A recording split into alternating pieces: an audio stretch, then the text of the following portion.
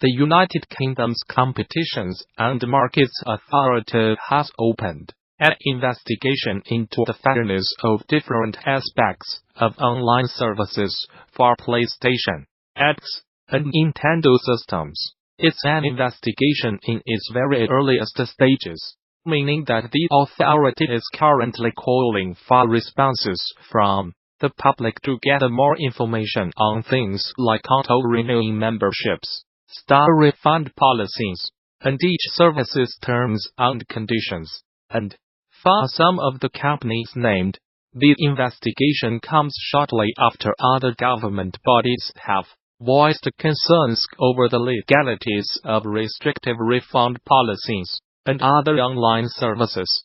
The CMA, meanwhile, says that its investigation arose from concerns over whether some of the practices surrounding PlayStation, X, and Nintendo's online services are strictly legal. The authority plans to examine if contract terms for each are fair, due to companies' terms give them wide discretion to change the quality of the deal. For example, by reducing the number of games included or increasing the price.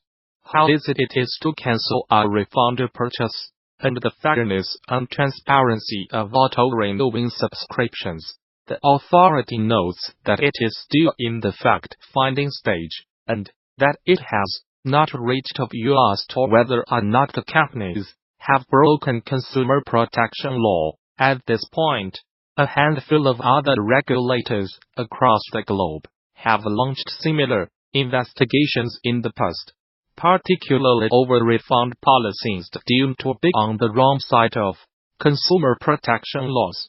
The German Consumer Protection Authority has previously accused Nintendo of violating the Use Consumer Rights Directive by enforcing an all sales are final rule on digital shop purchases and pre-orders.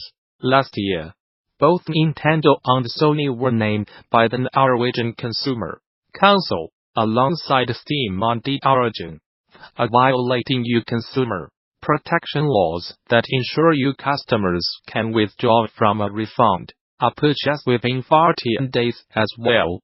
For what it's worth, Sony has just recently altered PlayStation's refund policies, though the changes only affect customers in the United States. Under the new rules that went live earlier this week, PlayStation users can receive refunds on digital content, including pre-orders, with 14 days of purchase, but only if that content was never downloaded to a system.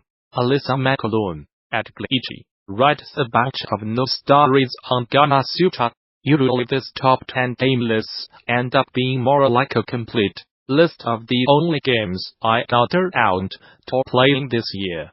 But 2018 was a year of so many standout releases that I had a hard time narrowing it down to just 10. This is probably my third rewrite of this list, because I keep running across more in the margins I played way early into this very long year. Actually, there have just been so many wonderful games, and decisions are hard, but for every game I managed to spend some time with, at least two have been added to that I should really play that list I keep neglecting. Cultist Simulator, Vampire, Frostpunk, The Missing, and Mario Tennis Aces are leading that one right now, along with Celeste, God of War, Return of the Obra Dinn, Grace, Belong, and a bunch more that I know I am forgetting. And I still have not gotten around to finishing Persona 5 yet. Maybe next year. All of that being said, here is the final roundup of my top 10 games for 2018. Revised and finalized several times, legitimately right up into the absolute second before my deadline. Dead Cells has become the #1 game played on my Switch this year, usurping Stardew Valley as the game that was nearly always running in standby and ready for a run or two. Dead Cells lends itself well to the pick-up and play nature of the Switch, like many roguelikes. No.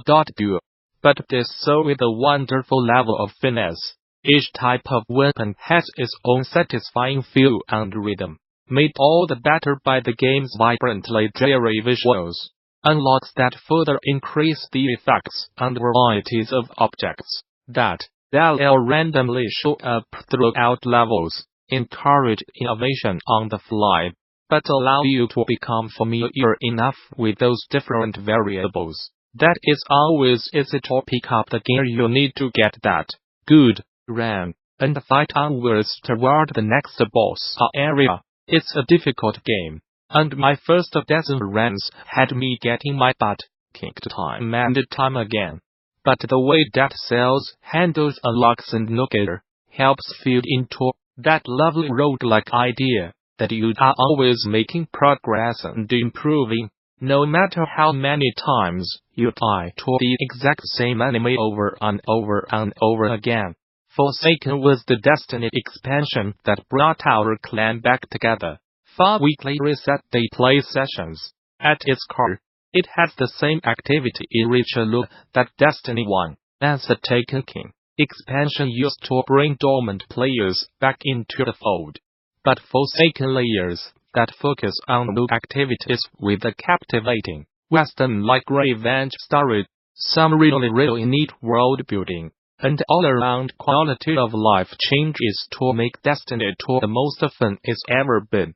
One of the best things about Forsaken is the Dreaming City. On the surface, it's just another explorable planet to complete missions and strikes on.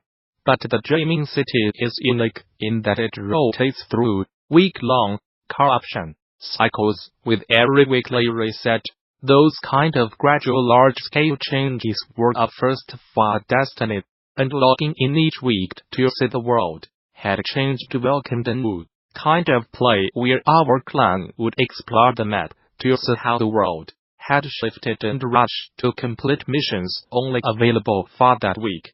Drip-feeding activities is a good fit for Destiny, and the groundwork laid by Forsaken bodes well for the rest of Destiny 2's lifetime. Florence was one of the later additions to my top 10. So much so that I played it in one sitting yesterday morning and cried my eyes out while I was meant to be poking away at an earlier draft of this write-up.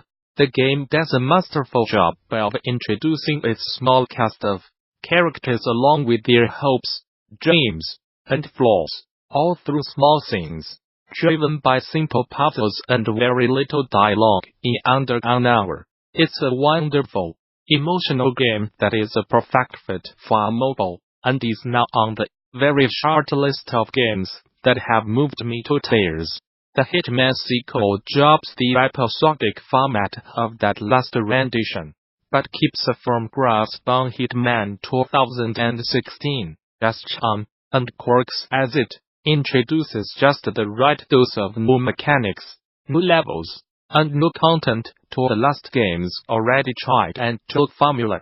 Hitman 2's magic is in each of the massive sandboxes that each main story mission of the game is set in, and how it gives players the freedom to take complete ownership of their plans and assassinations. Whether the steps they took to complete those objectives were laid out by the game suggested or plotted out completely from scratch, like the game before it.